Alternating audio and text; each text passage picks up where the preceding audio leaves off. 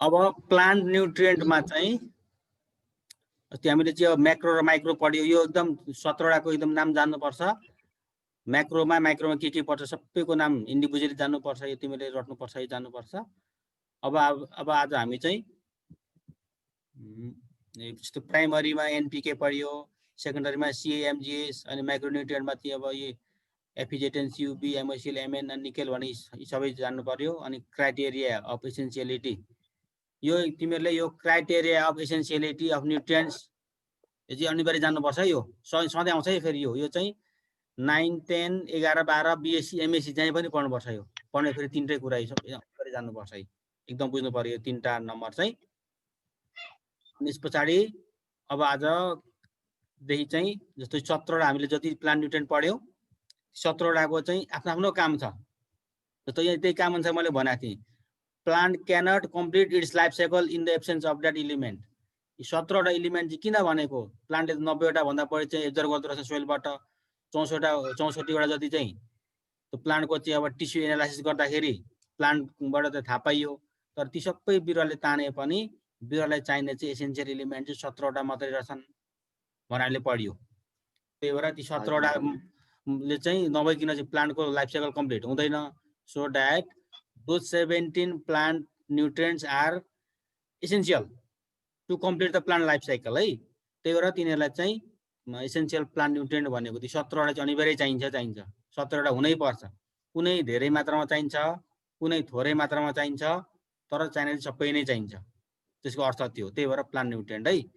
मान्छेले भात बाँच्नको लागि मात्रै पनि भात र पानी मात्रै खाने बाँच्छ नि त, तर हरेक कुराबाट कम्प्लिट लाइफ साइकल मान्छेको चाहिँ अब हेल्दी हुनको लागि, रोगबाट लड्न, डिजिज रेजिस्टेन्स हुनको लागि, हरेक कुराबाट एकदम अब बडी ग्रोथ हुनको लागि, इम्युनिटी पावर बढ्नको लागि, ब्रेन डेभलपमेन्ट हुनको लागि होइन, हेल्दी हुनको लागि त भात र पानी मात्रै खाएर त मान्छेलाई कम्प्लिट हुँदैन। हरेकको भिटामिन चाहिन्छ, अरू प्रोटिनहरू चाहिन्छ, दुनियाँ कुरा चाहिन्छ नि त खाने कुराहरू।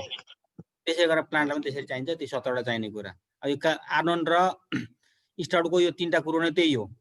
Plant cannot complete it's life cycle in the absence of that element. यी 17वटा जुन इलिमेन्ट थिए, ती 17वटा इलिमेन्ट नभइकन प्लान्टले लाइफ साइकल कम्प्लिट गर्न सक्दैन। एउटा कुरो, the action of the element must be specific भनेको ती हरेक जुन 17वटा जुन इलिमेन्ट छन् ती सबैको आफ्नो आफ्नो काम, आफ्नो आफ्नो स्पेसिफिक छ। एउटाले so that one element cannot substitute the action of other element. तर एउटा इलिमेन्टले चाहिँ अर्को इलिमेन्टको काम गर्दैन भनेको। 17वटाको काम आफ्नो आफ्नो 17वटै आफ्नो आफ्नो स्पेसिफिक काम छ। एउटा चिजले चाहिँ अर्को चिजको काम गर्दैन। जस्तो नाइट्रोजन चाहिएको छ भने फस्फरस धेरै हाल्दाखेरि नाइट्रोजनको त्यहाँनिर उसको एब्सेन्स पुरा हुँदैन। नाइट्रोजनको लागि नाइट्रोजन हाल्नु पर्यो, फस्फरसलाई फस्फरस, जिङ्कको लागि जिङ्क, सबैको लागि सबै आफ्नो लागि आफ्नो आफ्नो काम गर्छन्। त्यो कुरा भयो। नम्बर 3 चाहिँ these elements must be directly involve in the growth and metabolism of the system. ती 17वटा इलिमेन्ट चाहिँ प्लान्टको चाहिँ ग्रोथ र मेटाबोलिजम, ग्रोथ भनेको प्लान्टको डेभलपमेन्ट हुन्छ, त्यो डेभलपमेन्ट हुनको लागि अनि प्लान्टको भित्री सिस्टम जस्तो मेटाबोलिजम भित्र पनि धेरै सिस्टमहरू छन्। जस्तो ट्रान्सपिरेसन हुन्छ, फोटोसिन्थेसिस हुन्छ, रेस्पिरेसन हुन्छ, अनि प्लान्टको भित्र सेल डिभिजन हुन्छ। हरेक कुराको लागि पनि ती 17वटा इलिमेन्ट चाहिँ एसेन्सियल हुन्छ। त्यही भएर यी तीनटा कुरा 1, 2, 3 जुन यी तीनटा छन् यी चाहिँ क्राइटेरिया अफ एसेन्सियलिटी भनिन्छ होइन। आर्नोल्ड एन्ड स्टाउट यो पनि त्यसले जान्नुपर्छ। यहाँसम्म हिजो पढाएको थियौँ। अब यी 17वटा इलिमेन्टको चाहिँ आफ्नो आफ्नो फङ्सन छ है। जस्तो बिरुवालाई चाहिने जुन ती 17वटा इलिमेन्ट थिए ती सबै आफ्नो आफ्नो फङ्सन छ। अनि ती 17वटा इलिमेन्टको काम के हो होइन, तिनीहरू चाहिँ किन नेसेसरी छ, त्यो आफ्नो आफ्नो काम के हो एउटा जान्नु पर्यो। अनि डेफिसियन्सी, अनि ती कुराहरू कमी हुँदाखेरि बिरुवाले चाहिँ कस्ता लक्षण देखाउँछन्, what are the deficiency symptoms of those nutrients है। ती 17वटा न्युट्रिएन्ट्समा ती सबैको काम के हो, सब 17वटाको अलग अलग हामी पढ्छौँ। अनि ती 17वटा न्युट्रिएन्टमा चाहिँ यदि कुनैको न्युट्रिएन्टको कमी भयो भने बिरुवाले कस्ता खालका सिम्पटम्स देखाउँछ त्यो पनि पढ्छौँ। खानेकुराको कमी हुँदाखेरि है, जस्तो मान्छेलाई अब खानेकुराको अब भिटामिनको कमी भयो भने मान्छेको शरीरले के सिग्नल देखाउँछ, अन्त आँखा पहिला हुने, रतन्त हुने, नाइट ब्लाइन्डनेस हुने, त्यो देखाउँछ। मान्छेलाई अब थाइरोइड आयोडिनको कमी हुँदा के हुन्छ भन्दाखेरि यत्रो गाँड निस्किन्छ, होइन गोइटर, त्यो सिम्पटम्स भयो होइन। आयोडिनले गर्दा होइन के गोइटर, त्यही त आयोडिनको कमीले। आयोडिनको कमी भयो भने मान्छेले चाहिँ गोइटर देखाउँछ। अब अनि भिटामिनको कमी भयो भने नाइट ब्लाइन्डनेसको कुरा देखाउने भयो होइन। अनि अब भिटामिन बी कम्प्लेक्सको कमी भयो भने मुखतिर घाउ हुने ती कुरा हुने भयो। यस्तो अब यदि रुगा लाग्यो भने भिटामिन सी को कमी हुँदा मान्छेलाई रुगा लाग्ने हाँस्मी लाग्ने चान्सेस हुन्छन्। यी सिम्पटम्सहरू भयो मान्छेले त्यस्तै देखाउँछ भने प्लान्टले पनि त्यस्तै खालको सिम्पटम्स देखाउँछ न्युट्रियनको कमी भयो भने।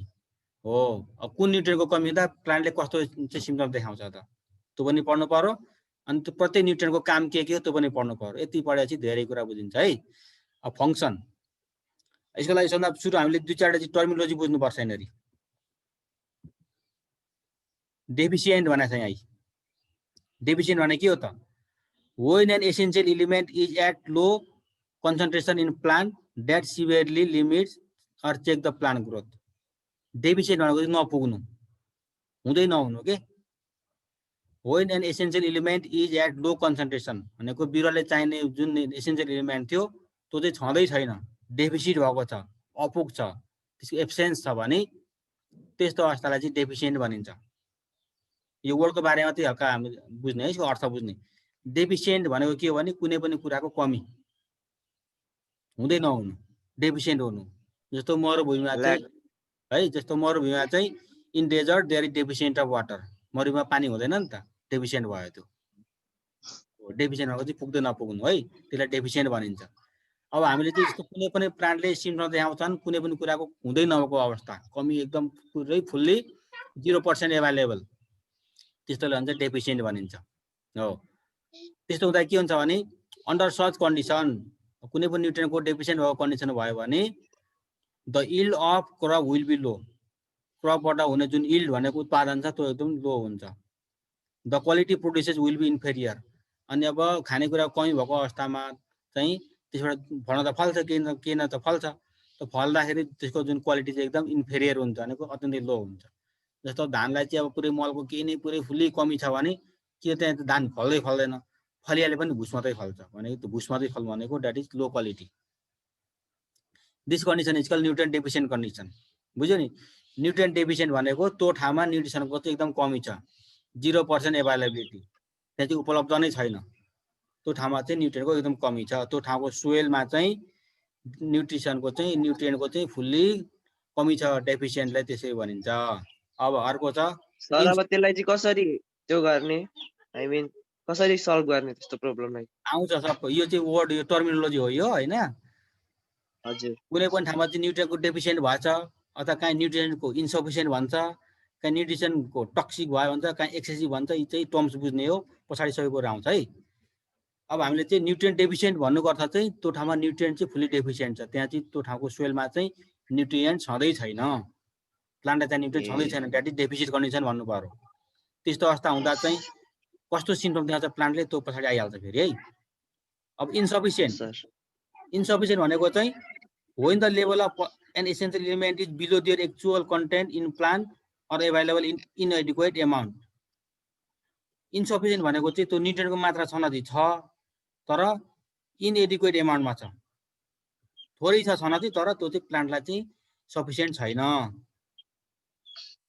जस्तो कुनै त्यसलाई चाहिँ इन्सफिसिएन्ट भनिन्छ, यसले पनि प्लान्टलाई चाहिँ असर पार्छ। जस्तो डेफिसिएन्ट भनेको एकदम ल तिमीलाई एकजनाले मजाले भोक लागेको छ हो, भोक लागेर घरमा बसिरहेको छ, घरमा खानेकुरा केही नै छैन, भात दाल सब्जी केही नै छैन, पुरै अनिकाल लागेको छ, that is डेफिसिएन्ट।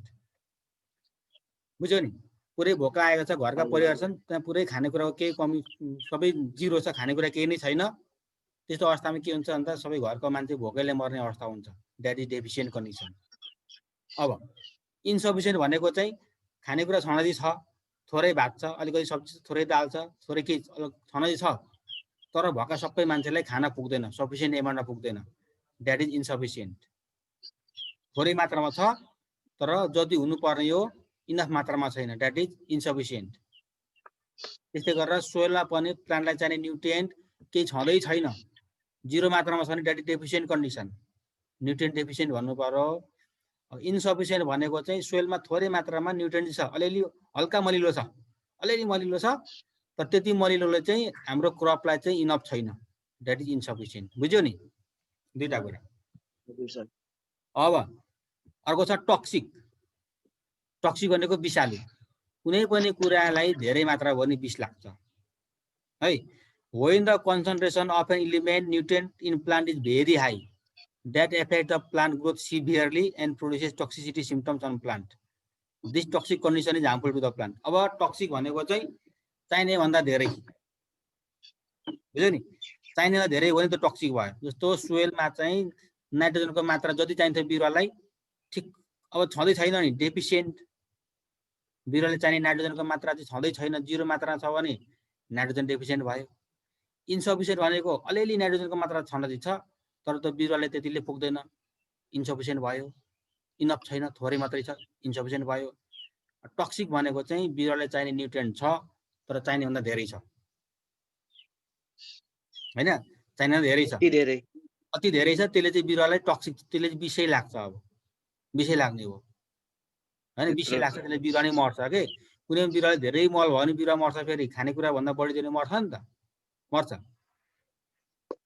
That is toxic condition त्यो चाहिँ झन् हार्मफुल हुन्छ फेरि त्यो तीनटा कुरा भयो अब अर्को छ एक्सेसिभ भनेको धेरै when the concentration of a nutrient is sufficiently high but not toxic धेरै छ तर sufficient भन्दा धेरै छ तर टक्सिक हुने गरेको छैन भने that is excessive it results in the corresponding shortage of other nutrient यो चारटा कुरा बुझ्नु पर्यो यति चारटा कुरा बुझ्नु पर्यो डेफिसिएन्ट भनेको कुनै पनि कुराको पुरै जिरो मात्रामा पुरै त्यसको पुरै जिरो छ त्यसको चाहिँ एभाइलेबलै छैन पुरै भोकमरी लागेको छ सोइलमा चाहिँ कुनै न्युट्रिएन्टको चाहिँ एमाउन्ट केही नै छैन द्याट इज डेफिसिएन्ट कन्डिसन इन्सफिसिएन्ट भनेको हल्का मात्रामा छन चाहिँ छ तर इनफ छैन त्यो इन्सफिसिएन्ट टक्सिक चाहिँ चाहिने भन्दा अझै नै धेरै छ त्यसले चाहिँ बिरुवाले पुरै उल्टै नेगेटिभ असर गर्ने गरेको छ द्याट इज टक्सिक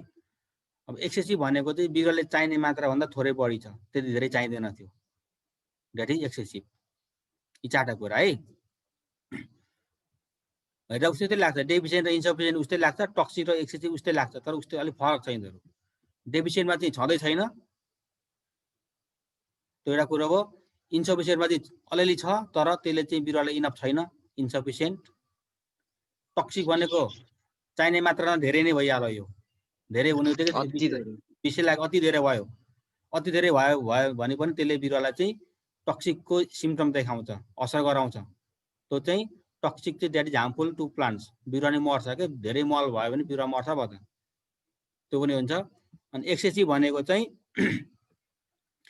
बिरुवाले चाहिनेको मात्राभन्दा थोरै बढी छ ठिक्क चाहिँदो चाहिने बढी पनि छ तर त्यसले असर पनि गरेको छैन टक्सिक लेभलमा नि पुगेको छैन तर चाहिने बढी नै छ द्याट इज एक्सेसिभ है यदि बुझ्नु पर्यो यहाँ यी चारटै कुरा चाहिँ सबैभन्दा असर छ बिरुवाको लागि यहाँ it results in corresponding shortage of other nutrients कुनै पनि बिरुवालाई एउटा न्युट्रिएन्ट चाहिँ धेरै हाल्यो भने त्यस्तो अवस्थामा बिरुवाले अरू न्युट्रिएन्ट सोइलबाट लिन सक्दैन जस्तो बिरुवाले हामीले धेरै बिरुवाले चाहिने जुन 17वटा न्युट्रिएन्ट छन् नि हो 17वटा न्युट्रिएन्ट सबै बिरुवाले बराबर मात्रामा ठिक्क मात्रामा बिरुवाले चाहिन्छ अब त्यस्तो अवस्थामा यदि बिरुवालाई चाहिन्छ नि नाइट्रोजन यहाँ हल्का सुरुै भनिदिन्छु बिरुवाले नाइट्रोजन चाहिन्छ बिरुवाले नाइट्रोजनै छैन भने नाइट्रोजनको डेफिसिएन्ट छ भने अरू 16वटा इलिमेन्ट पनि बिरुवाले लिन सक्दैन किनकि बिरुवालाई नाइट्रोजनको काम भनेको बिरुवा हरियो बनाउने अग्लो बनाउने काम हो बिरुवा अग्लो पनि भएन हरियो पनि भएन जरा पनि मजाले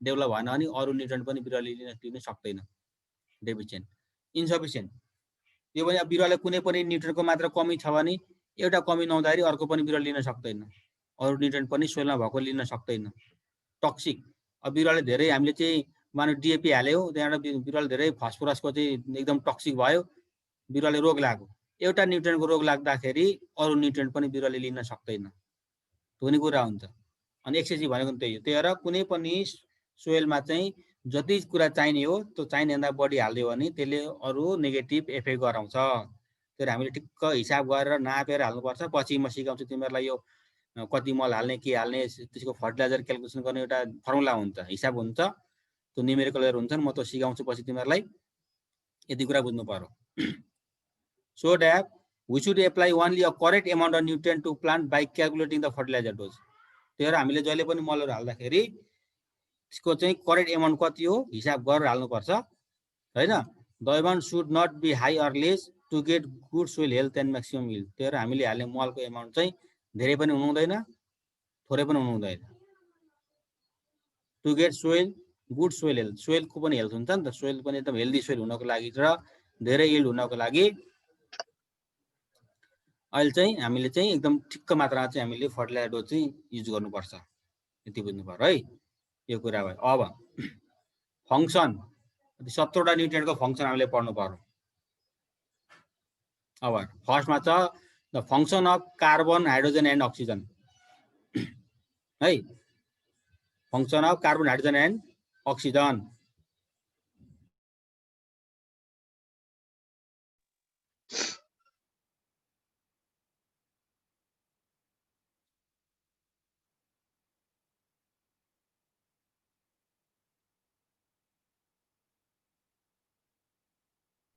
ल function of carbon hydrogen and oxygen, carbon hydrogen र अक्सिजनको काम के छ भनेर चाहिँ हामीले पढ्नु पर्यो। अब carbon hydrogen and oxygen forms about 95% of the dry weight of plant and are obtained from CO2 and H2O है। कुनै पनि प्लान्टको अथवा एनिमलको हैन, कुनै पनि प्लान्ट अथवा एनिमलको बडी बन्नु छ भने 95% बडी चाहिँ कार्बन हाइड्रोजन र अक्सिजन मिलेर बने हुन्छ। अस्ति पनि पढाएको थियो हामीले। अब बिरुवाले चाहिने जुन 17वटा एसेन्सियल न्युट्रिएन्ट छन् तीमध्ये कार्बन हाइड्रोजन अक्सिजन पनि 3टा हुन्। तर अस्ति मैले भनेको थिएँ बिरुवाले जति पनि न्युट्रिएन्ट हामीले हाल्छौँ त्यो सबै सोइलमा मिसिन्छ। माटोमा मिसे पछाडि आयनमा चेन्ज हुन्छ। आयन भनेको त प्लस र माइनस भनेको जस्तै आउँछ, मैले यति माथि त्यो टेबलमा लेखिदिएको थिएँ। अनि त्यो आयनको रूपमा चाहिँ प्लान्टले चाहिँ लिन्छ। तर कार्बन हाइड्रोजन र अक्सिजन चाहिँ त्यसरी आयनमा लिनु पर्दैन, प्लान्टले सिधै कार्बन पनि एयर हो, हाइड्रोजन पनि एयर हो, अक्सिजन पनि एयर हो, हावाबाट यिनीहरू पाइने चिज हुन्छ नि, यिनीहरूले प्लान्टले चाहिँ हावाबाटै लिन्छ। अब यिनीहरूको काम के छ त, मेन कुरो काम भन्दाखेरि carbon hydrogen and oxygen forms 95% of dry weight of plant. 95% जति प्लान्टको चाहिँ त्यो बडी छ त्यो चाहिँ CHO ले बन्ने हुन्छ। हाम्रो एनिमल पनि त्यही हो है। सबैभन्दा धेरै चाहिँ के हुन्छ भन्दाखेरि कार्बन हाइड्रोजन र अक्सिजनले बन्ने हुन्छ।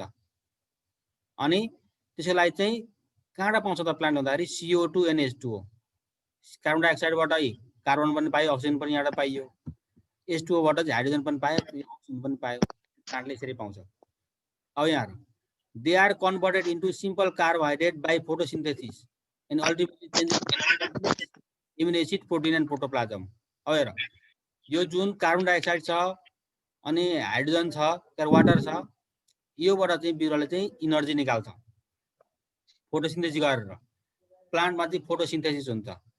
फोटोसिन्थेसिस भनेको चाहिँ प्लान्टले चाहिँ आफ्नो इनर्जी निकाल्ने प्रोसेस हो। यो बिरुवाले आफ्नो खाना आफै बनाउँछ नि। Process of making food in which it use sunlight, carbon dioxide. प्लान्टलाई चाहिँ दे आर अटोट्रफ्स भनिन्छ। अटोट्रफ्स भनेको चाहिँ आफ्नो खाना आफै बनाउने। They can make their food up by themselves है हो। अब आफ्नो खाना आफै कसरी बनाउँछन् भन्दाखेरि CO2 H2O युज गरेर चाहिँ प्लान्टले आफ्नो खाना आफै बनाउँछ। अन्त प्लान्टले आफ्नो खाना आफै बनाउने प्रोसेसलाई फोटोसिन्थेसिस भनिन्छ।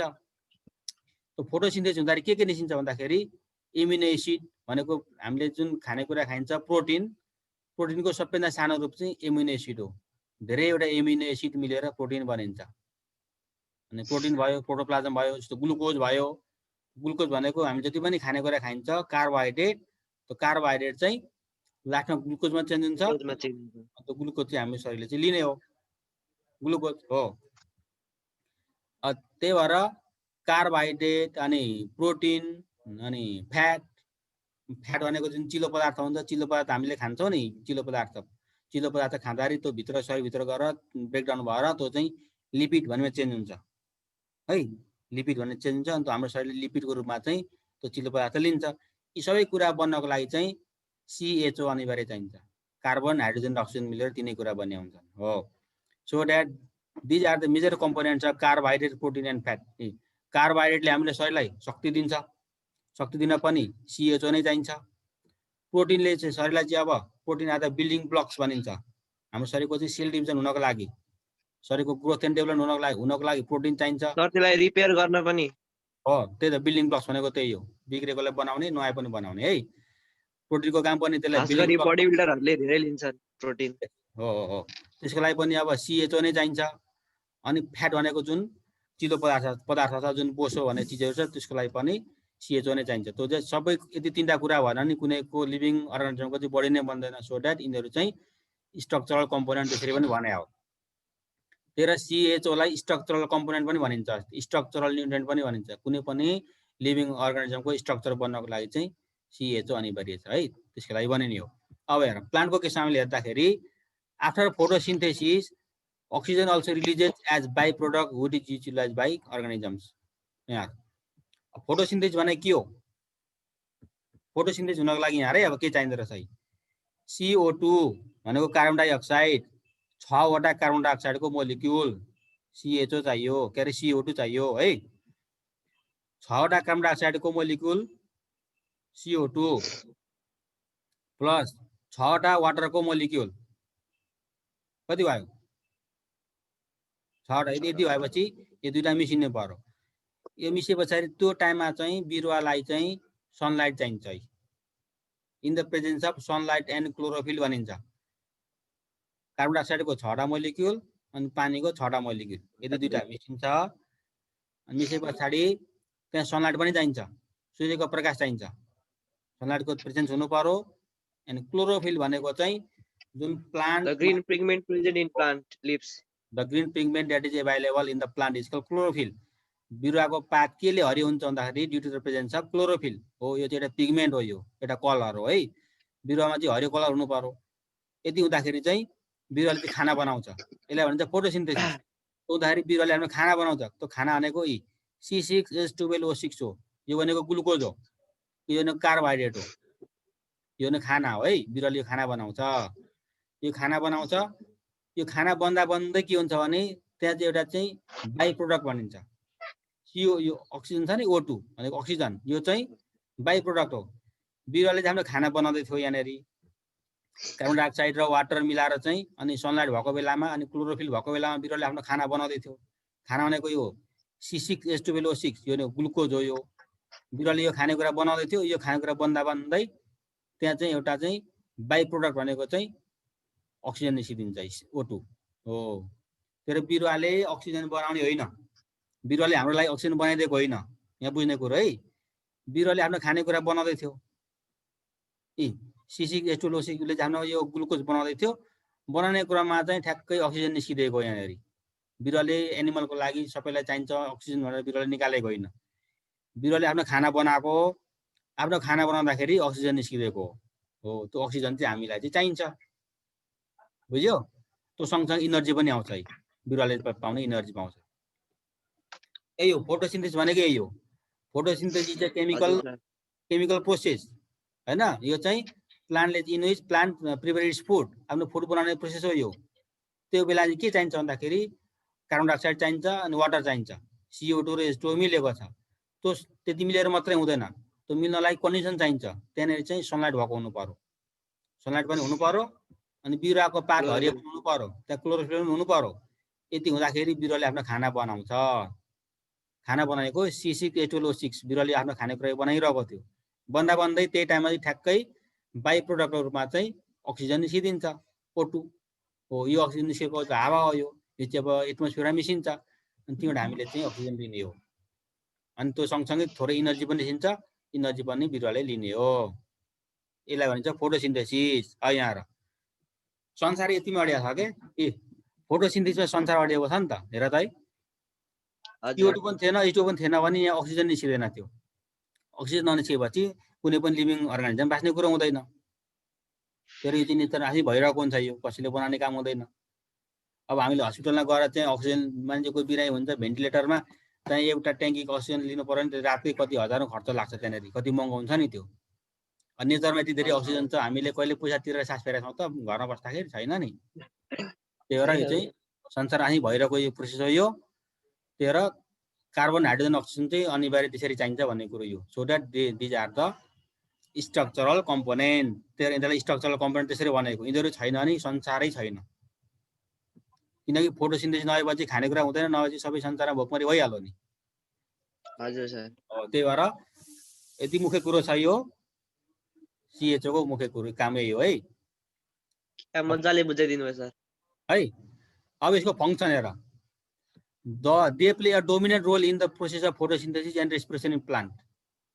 यी फोटोसिन्थेसिस हुनलाई चाहिँ चाहियो नि त CHO चाहिएन त त्यो छैन त फोटोसिन्थेसिस नहुँदो रहेछ फोटोसिन्थेसिस भएन भने त्यहाँ अक्सिजनै निस्किँदैन यति बुझ्नु पर्यो यो अक्सिजन चाहिँ बाइ प्रोडक्ट हो यति बुझ्नु पर्यो जस्तो तिमीले धान लिएर जान्छौ मिलमा धान कुटाउनु पर्यो धान कुटाउन जाँदाखेरि हामीले त त्यहाँ चामल लिने हो नि त चामल निकालिन्छ चामल भनेको प्रोडक्ट भयो भुस भनेको बाइ प्रोडक्ट भयो हामीलाई भुस त चाहिँदैन नि त्यहाँनेरि भुस लिन गएको होइन हामीलाई चामल लिन गएको सेम त्यसलाई चाहिँ चामललाई जसरी भुसलाई हामी त्यहाँ बाइ प्रोडक्ट भनिन्छ त्यसै गरेर फोटोसिन्थेसिस हुँदाखेरि पनि बाइ प्रोडक्ट हो त्यो बिरुवाले त्यतिखेर चाहिएको हुँदैन बिरुवाले चाहिँ आफ्नो खाना बनाइरहेको थियो त्यो सँगसँगै अक्सिजन निस्किरहेको त्यो अक्सिजन फेरि हामीलाई काम लाग्ने भयो हो त्यसरी बुझ्ने हो यो अब function they play a dominant role in the process of photosynthesis बुझिहाल्यो फोटोसिन्थेसिसमा डोमिनेन्ट भनेको रोल खेलेको हुन्छ CHO ले अर्को छ they are involve in the formation of simple as well as complex organic compound like carbohydrate starch protein lipid etcetera अब हामीले जति पनि खानेकुरा छन् कार्बोहाइड्रेट बन्न पनि CHO नै चाहिन्छ स्टार्च भनेको पनि यो पनि इनर्जी सोर्स हो कार्बोहाइड्रेटको यो पनि बन्न CHO नै चाहिन्छ प्रोटिन बन्न पनि CHO नै चाहिन्छ लिपिड भनेको फ्याट बन्न पनि CHO नै चाहिन्छ सबै बनाउनलाई CHO चाहिन्छ मेन फंक्सन चाहिँ भइहाल्यो अब अर्को छ they will been maintaining the structure of plant cell अब हामीले प्लान्ट पढ्दाखेरि अब प्लान्टको स्ट्रक्चर बनाउनलाई पनि CHO नै चाहियो किनकि 90% को प्लान्ट बडी त CHO ले नै बनाए हुन्छ त्यो पनि यसको राम्रो ठुलो फंक्सन भयो they provide energy required for the growth and development of plant by oxidative breakdown of carbohydrate protein and fat during the cellular respiration त्यसले अलि अप्ठ्यारो वर्ड छ तिमीले कति बुझ्छौ है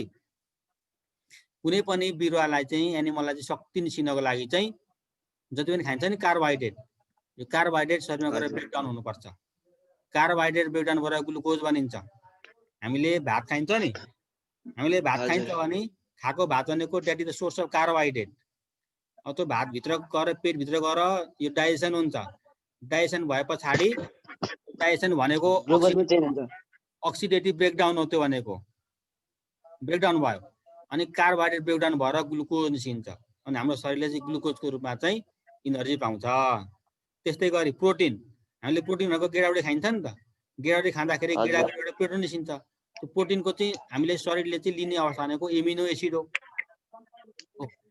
प्रोटिनबाट एमिनो एसिड बन्नु भनेको पनि अक्सिडेटिभ ब्रेकडाउन हो त्यस्तै गरी हामीले जुन घिउहरू खाइन्छ फ्याटहरू खाइन्छ नि हो त्यो फ्याटले पनि शरीरलाई इनर्जी दिने हो फ्याट चाहिँ ब्रेकडाउन भएर लास्टमा लिपिड बनिन्छ लिपिड भन्ने अवस्थामा चाहिँ हाम्रो शरीरले चाहिँ फ्याटलाई लिपिडको रूपमा चाहिँ एब्जर्भ गर्छ यी सबै कुरा हुनलाई चाहिँ ब्रेकडाउन हुनु पर्यो मजाले पच्नु पर्यो शरीरभित्र चाहिँ रिएक्सन हुनु पर्यो यी सबै कुरा हुनको लागि पनि CHO अनिवार्य छ चाहिँ अनिवार्य छ त्यसरी बुझ्ने है फंक्सन यही हो CHO को डिसफंक्सनै केही छैन सबै फंक्सनै मात्रै छ है हजुर यसरी बुझ्ने हो अब अर्को function and deficiency symptoms of nitrogen नाइट्रोजनको कुरा आयो फेरि अब 2 नम्बरमा CHO को चाहिँ एकैचोटि मैले कलेक्टिभ रूपमा दिएँ मेन कुरो यही हो यति बुझ्यो भने त्यो धेरै कुरा बुझ्यौ CHO को फंक्सन के छ भन्दा यो फंक्सन लेख्ने अनि यो मास्टरको फोटो सिन्थेसिसको हल्का यो फिगर बनाएर अलिकति थोरै डिस्क्राइब गर्यो भने एकदम फुल मार्क आउँछ है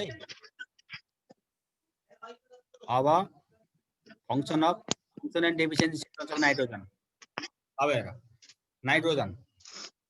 नाइट्रोजनलाई हामीले के भनेको अस्ति प्राइमरी न्युट्रिएन्ट भनेको थियो NPK लाई हामीले प्राइमरी म्याक्रो भनेको म्याक्रो अन्तर्गतको प्राइमरी म्याक्रोलाई प्राइमरी सेकेन्डरी भनेको थियो म्याक्रोमा चाहिँ अब NPK र CAMGS थियो चाहिँ प्राइमरीमा चाहिँ NPK थियो नाइट्रोजन हो अब function and deficiency symptoms of nitrogen अब नाइट्रोजनको बारेमा हल्का पढ्नु पर्यो यहाँनेरि nitrogen play a key role in nutrition of प्लान्टको न्युट्रिसनमा सबभन्दा ठुलो भूमिका खेल्ने नै नाइट्रोजन हो सबभन्दा मुख्य चाहिने चाहिँ नाइट्रोजन हो it is one of the principal growth promoting nutrient element कुनै पनि बिरुवा हलक्कै बढ्नको लागि चाहिने मुख्य चिज नै नाइट्रोजन हो so that it's the principal growth promoting भनेको प्रोमोट गर्ने हेल्प गर्ने सघाउने न्युट्रिएन्ट चाहिँ नाइट्रोजन हो प्रिन्सिपल न्युट्रिएन्ट नै नाइट्रोजन हो है green plants are more markedly influenced by the deficiency of nitrogen than by other element कुनै पनि ग्रीन प्लान्ट भनेको हरिया बिरुवा जति पनि बिरुवा हरिया हुन्छन् नि ती हरिया हुनको लागि चाहिँ मुख्य मार्ग गरेर इन्फ्लुएन्स गर्ने चाहिँ नाइट्रोजन हो। यदि नाइट्रोजनको कमी भयो भने ती बिरुवा हरिया हुँदैनन्। तर कुनै पनि बिरुवा हरियो हुनु छ अथवा हरियो नहुनुमा चाहिँ मुख्य भूमिका चाहिँ नाइट्रोजनको हुन्छ भन्न खोजेको यो। So that nitrogen play a key role in the green color, in the green pigment of the plant, right? It is absorbed by plant in the ionic form. अस्ति मैले भनेको थिएँ हामीले जति पनि नाइट्रोजन हाल्छौँ मलहरू हाल्छौँ बिरुवाको लागि बिरुवाले नाइट्रोजन चाहिँ आयनको फर्ममा लिन्छ। हामीले बिरुवाले खानेकुरा सबै आयनको फर्ममा खान्छ भनेको थियो। यो भनेको NO3 भनेको नाइट्रेट भनिन्छ यसलाई। नाइट्रेट NO3 माइनस छ माथि माइनस पनि छ है NO3 माइनस यो भनेको नाइट्रेट हो। बिरुवाले नाइट्रोजन नाइट्रेटको रूपमा खान्छ। Some plant require NH4 form. अब यहाँ सबै बिरुवाले चाहिँ नाइट्रोजन नाइट्रेटको रूपमा लिन्छन् NO3 को रूपमा लिन्छन्। तर धान छ नि धानले नाइट्रोजन चाहिँ एमोनियमको रूपमा लिन्छ। यो बुझ्नुपर्छ, यो इम्पोर्टेन्ट पोइन्ट छ। This the most important point. Almost all plant absorb nitrogen in the form of nitrate, that means NO3 minus, but rice take nitrogen in the form of ammonium, NH4 को फर्ममा लिन्छ। यो बुझ्नुपर्छ। यो plus किन बनायो minus किन बनायो भन्दा यो चाहिँ आयन हो। जस्तो क्याट आयन एनायन भन्ने तिमीले पढेको छ। पोजिटिभ चार्ज भएको क्याट आयन, नेगेटिभ चार्ज भएको एनायन।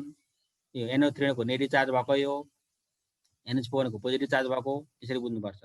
अब साइन्समा पढेको हो, सबै साइन्सको कुरा यहाँ जोडिन्छ नि त। अनि अब when applied as a foliar nutrition, अब कहिलेकाहीँ के हुन्छ भने खेतबारीमा धानमा हामीले चाहिँ युरिया पनि त्यतिकै छर्छौँ, यतिकै माथि छरिन्छ, यतिकै धानको पातमा छरिन्छ कहिलेकाहीँ है, बिरुवालाई छरिन्छ अथवा कहिलेकाहीँ युरियालाई पुरा घोलेर पानी बनाएर पनि स्प्रे पनि गरिन्छ। त्यस्तो अवस्था बनाउँदा चाहिँ बिरुवाले चाहिँ NH2 भनेको यसलाई एमाइड भनिन्छ। एमाइड फर्ममा पनि बिरुवाले चाहिँ नाइट्रोजन लिन्छ। हेर बिरुवाले तीन तरिकाले नाइट्रोजन लिनुभयो।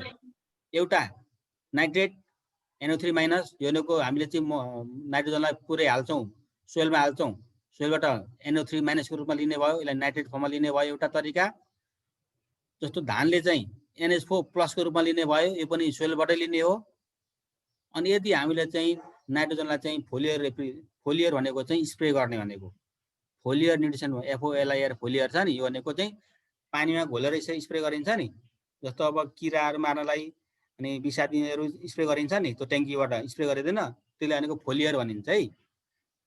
त्यही तरिकाले नाइट्रोजनलाई चाहिँ यसरी स्प्रे गरियो भने त्यो चाहिँ बिरुवाले पातबाट बिरुवाले सोच्नु पर्यो नि त त्यो नाइट्रोजन। त्यो अवस्थामा बिरुवाले चाहिँ NH2 भने एमाइड फर्ममा चाहिँ बिरुवाले त्यसरी एब्जर्भ गर्छ। अब it has got most recognized role in the plant metabolism as it performs the following vital function. हो, बिरुवाले चाहिँ अब तेरा बिरुवाले चाहिँ एकदम ठुलो यसको चाहिँ एकदम मोस्ट इम्पोर्टेन्ट चाहिँ रोल छ मेटाबोलिजममा। मेटाबोलिजम भनेको बिरुवाको शरीरभित्र जे पनि हुन्छन् भित्री केमिकल रिएक्सनहरू, तिनीहरूलाई भन्छ मेटाबोलिजम है। यो भयो। अब हेर नाइट्रोजनको मुख्य फङ्सन के छ, मुख्य फङ्सन जान्नुपर्छ। त्यो हामीले बिरुवालाई युरिया भनेर हाल्छौँ नि, युरिया भनेको बिरुवालाई हामी नाइट्रोजनको रूपमा हालिन्छ। युरियाले चाहिँ बिरुवालाई नाइट्रोजन दिन्छ। युरियाको काम के हो त, नाइट्रोजनको काम के हो भन्दाखेरि the nitrogen is mainly involve in photosynthesis of plant as it is essential constituent of photosynthesis. अब हेर बिरुवाले नाइट्रोजनले चाहिँ बिरुवाले हरियो बनाउने काम गर्छ। कुनै पनि बिरुवा हरियो छ भने नाइट्रोजनको मात्रा पुरा छ। यदि बिरुवा पहेँलो हुँदै गयो भने त्यहाँ बिरुवालाई नाइट्रोजनको मात्रा कम्ती छ भनेर बुझ्नु पर्यो। अनि बिरुवालाई हरियो बनाउने काम नाइट्रोजनको हो। बिरुवाले हरियो किन हुनु पर्यो भन्दाखेरि ग्रिन पिगमेन्ट भनेको क्लोरोफिल नभइकन फोटोसिन्थेसिस हुँदैन। अघि आएको थियो कुरो, फोटोसिन्थेसिस भएन भने बिरुवाले खानेकुरा बनाउन सक्दैन। बिरुवाले खानेकुरा बनाउन सकेन, फोटोसिन्थेसिस भएन भने त्यहाँबाट अक्सिजन पनि ननिस्किने भयो। अक्सिजन निस्केन भने अक्सिजनको कमी हुन सक्छ एटमोस्फियरमा। त्यो कुरो त्यही भएर सधैँ नाइट्रोजन चाहिन्छ अनिवार्य है। त्यही भएर नेचरले पनि बनाइदिएको छ कि सबैभन्दा धेरै ग्यास कुन हुन्छ त नाइट्रोजन भन्दा छ नि त। नेचरले आफै बनाइदिएको छ 78% चाहिँ नाइट्रोजन मोस्ट एबुडेन्ट ग्यास। यस, मोर देन 78% है। त्यति धेरै नाइट्रोजन भएपछि बिरुवाले नाइट्रोजन लिने भइहाल्यो, सबै बिरुवा हरिया हुने भइहाले, अनि फोटोसिन्थेसिस हुने भइहाल्यो, अनि एटमोस्फियरमा अक्सिजन हुने भइहाल्यो। यो नेचरले बनाइदिएको सिस्टम हो यो है। त्यही भएर बिरुवा हरियो हुनु पर्यो, हरियो हुन नाइट्रोजन चाहिन्छ। नाइट्रोजन भएपछि फोटोसिन्थेसिस हुन्छ, एउटा कुरो भयो। नाइट्रोजनले के गर्छ भन्दा it increases crop yield. Crop भनेको खेतीको उत्पादन पनि नाइट्रोजनले बढाउने काम गर्छ, अर्को फङ्सन भयो। अर्को it encourage vegetative growth by multiplication of leaf and stalk. Vegetative growth भनेको बिरुवाको जुन बडी स्ट्रक्चर जुन अग्लो भएर बढेर जान्छ नि, ठुलो हुन्छ नि, त्यसलाई भेजिटेटिभ भनिन्छ। सानो बिरुवा त ठुलो हलक्क बढेर गयो, भेजिटेटिभ ग्रोथ भयो। अब के हुन्छ multiplication of leaf and stalk. Leaf भनेको पात, पातको सङ्ख्या बढेर जान्छ। स्टक भनेको हाँगा होइन, ब्रान्चेसहरू, त्यो चाहिँ बढेर जान्छ। यी सबै बढाउने काम पनि नाइट्रोजनले काम गर्छ। अब अर्को rapid growth of plant occurs because nitrogen must be available in the plant for assimilation of protoplasm. बिरुवाको ऱ्यापिड भनेको छिटो छिटो ग्रोथ भएर जान्छ। It increase green colour of plant. प्लान्टको ग्रिन कलर बढाउने काम पनि नाइट्रोजनले गर्छ। It increase protein content of various plant part, thus increase protein crop quality. Nitrogen धेरै भयो भने त्यसले प्रोटिनको मात्रा पनि बढाउने काम गर्छ। टाइम सकिनाटेको छ है। It lengthens the growth period and make cell division. यसले चाहिँ अब बिरुवाको चाहिँ ग्रोथ पिरियड भनेको चाहिँ बिरुवाको लाइफ साइकल चाहिँ लामो बढाउने काम गर्छ। धेरै समय चाहिँ हरियो भइरहन्छ, त्यो भयो। It governs the better utilisation of potassium phosphorus and other element. यदि बिरुवालाई चाहिँ नाइट्रोजनको मात्रा धेरै छ भने बिरुवाले पोटासियम र फस्फोरस पनि लिन सक्छन्। बिरुवा हरियो छैन भने उसले अरू निट्रेन्ट पनि लिन सक्दैन। यो कुरो कुनै पनि बिरुवा हरियो छैन भने अरू मल हालेको छैन, अरू मल पनि बिरुवा लिन सक्दैन। त्यो बुझ्नुपर्छ है। These are the functions